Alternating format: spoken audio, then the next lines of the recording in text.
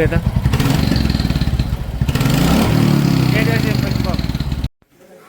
उल्टोमा चाहिँ कस्तो आवाज आउँछ है अब सुल्टो हालेर अघि फिलिली बज्यो कि त्यो सिटी बजाउ जस्तो आवाज आयो क्या हुइसल गरे यस्तो आवाज आयो ल खान्छ ल भाइ स्टार्ट गर्दा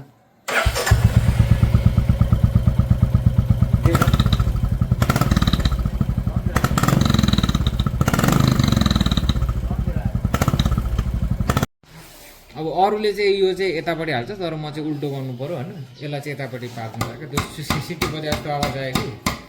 त्यही भएर यसलाई